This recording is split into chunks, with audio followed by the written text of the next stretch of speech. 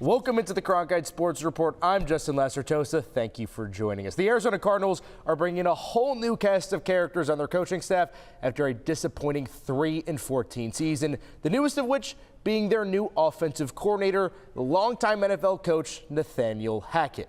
The next chapter of the Arizona Cardinals' future will soon go into construction right here on this dirt, as the organization held a groundbreaking ceremony here at Paradise Ridge, North Phoenix, for its upcoming state-of-the-art performance center and headquarters, which will soon go into construction with a target date of 2028. Walking in here, you look to your right, you see the Kyson Brown Sip Lemonade cooler. You see your face on it. You got your own lemonade in one of ASU staples. Just like, how cool is that? It's definitely cool, like just seeing myself on the labels and just seeing myself in the stories.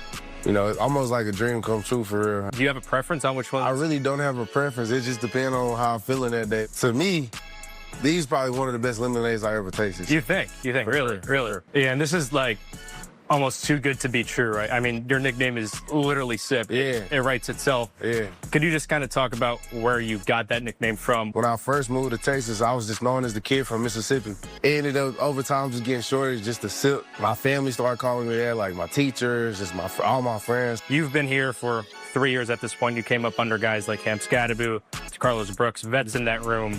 And now at this point, you're the longest tenured guy in that room. Are you kind of taking up that mantle that they left behind? It was kind of just laid on me, to be honest. I mean, I think I look at it as just like a great opportunity. What's like maybe some of the top insight or advice that you would give them? Understanding where you at in your journey. Me coming in, I was the same way. You know, I was just looking at, dang, I want to do this and I want to do that. And, I didn't understand, like, I just have to stay on my own pace. Where do you feel like you're at in your journey? I'm just at a place where I want to prove myself right and prove everybody else wrong. At the age of just 2 years old, Drayson was already finding his swing. He'd get a plastic golf club, turn it into a makeshift bat, and start hitting wiffle balls into his bushes. So if one thing was clear early on, was that his dad's baseball gene was passed down to him. Gabby, I don't know if you could say it's Christmas season yet. We haven't even hit Thanksgiving, but I want to get festive too, and I'd be lying if I said I didn't have some Mariah Carey in my playlist.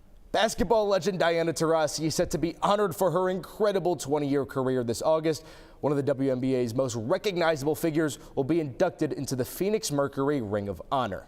Taurasi is the WNBA's all-time leading scorer, 2009 League MVP, 11-time All-Star, 3-time champ, and the only basketball player ever to win 6 Olympic gold medals. That right there is one heck of a resume. Her signature number 3 jersey will also be retired during the ceremony, which will take place on August 16th. Well, thank you, Tyler. Definitely some great bang for your buck on those tickets. But let's shift gears to the Olympics. This U.S. skier winning gold for the first time in over a decade. That's right, Michaela Schifrin dominated the women's slalom at the Winter Games to claim first place in the highly technical event. It's a moment of redemption for the celebrated athlete who last took home the gold 12 years ago. Despite being widely considered the best slalom racer in history, Schifrin hadn't made it to the podium since that 2014 day in Russia. She was just 18 years old at the time, but Schifrin's win in Italy also sets a new record. The 12-year gap between her two medals is the longest ever for a Winter Olympian. The Cinderella story is now complete. Arizona State, coming into the season in their first season in the Big 12, was ranked dead last in the preseason media poll. And now, months later, here they are, Big 12 championship winners in their first year in the conference. Hello, everybody from Arlington, Texas. My name is Justin LaCertosa. That's publisher Hoder Bino. Champions! Got it!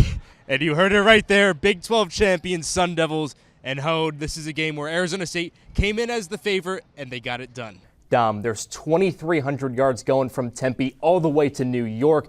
Kenny Dillingham said this offense is going to look different, it's going to feel different, and this defense is star-studded with a ton of returners. What do you expect to see out of ASU? Arizona State pretty clearly has NAU's number historically, but this NAU team, they're coming in with a vengeance, led by returning quarterback Ty Pennington, the reigning Big Sky newcomer of the year, a dual-threat QB What looks do you expect NAU to give ASU tomorrow night? Yeah, and the Sun Devils are coming into this game as the favorites to cover the spread by 4 touchdowns, a very sizable margin. But there are some teams that could just get lost and that get distracted by the fact that this is just kind of a walkover game, but it's not. NAU comes in as the number 18 team in the FCS. How do you think the Sun Devils could keep a level head and ignore those external factors? Jordan, I'm sure this entire transition from last year to this upcoming season with your injury, I'm sure it's been a lot, but how have you kind of been steadily recovering, hopefully to make a push at another Big 12 title next year? Yeah, you talked about kind of a new look O-line in a lot of senses, and you're a leader on this team at this point vocally, but also you set the example. What's the example that you want to set for your unit?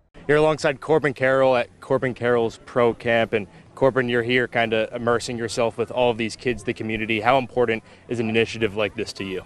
You're on the cover of the new college football game around some of the better players in the country. You're a competitive dude every single time you talk. That's clear.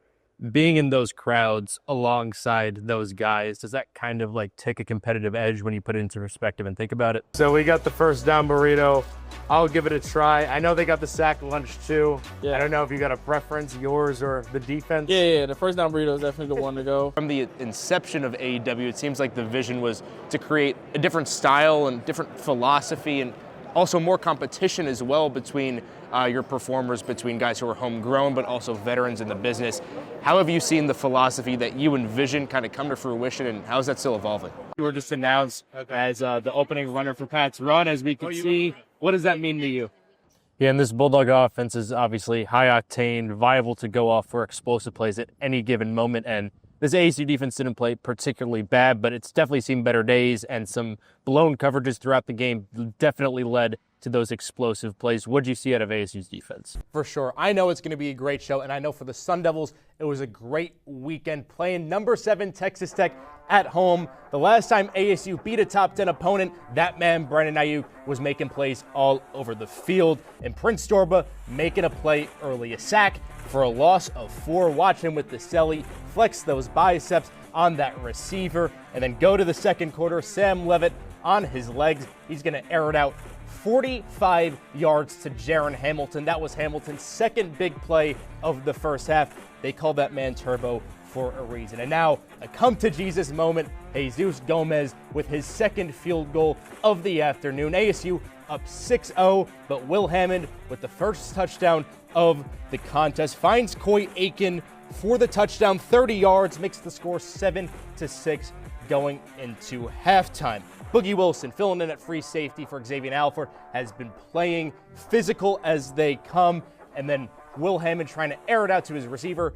A big hit by Montero Warren, and then Martell Hughes collects the interception. ASU a huge takeaway, offense back on the field, and then receiver Jordan Tyson goes down with his injury, but gets back up, shakes it off, and does what he does best, makes a play, finds the end zone. I have never seen a player fake an injury for a celebration. Cold from the wide receiver one. But in the fourth quarter, special teams issues all night long for the Sun Devils. That's Aiken once again making a big gain to put Texas Tech in good field position. And then that is Reggie Virgil with the toe tap touchdown to put Texas Tech up 22-19. ASU has been in this situation before.